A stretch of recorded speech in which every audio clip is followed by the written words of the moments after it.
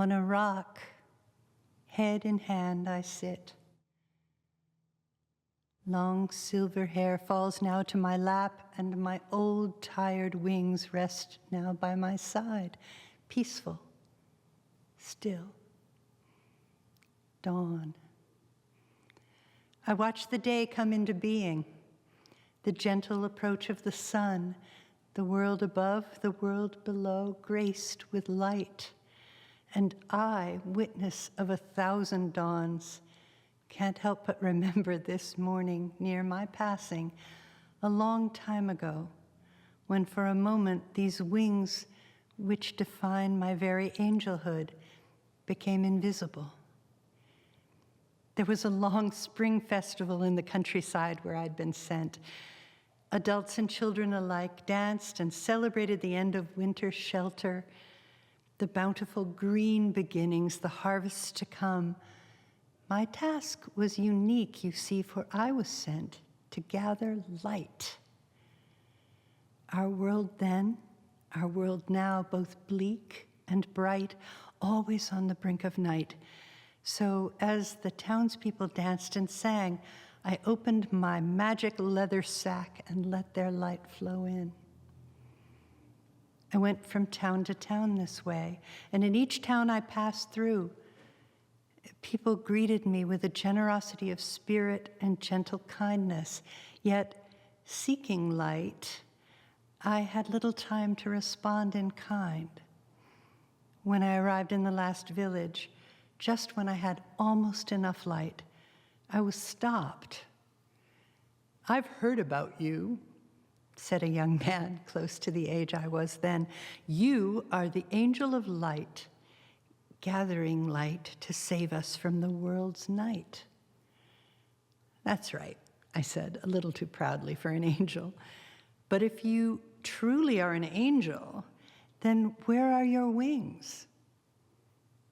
I was puzzled for a moment, sure that my wings were where they had always been, strapped onto my back with heartstrings. But I tried to flap. Nothing. I looked behind me. Nothing. Then, panicking, I looked into my magic bag. Nothing. Where is the light?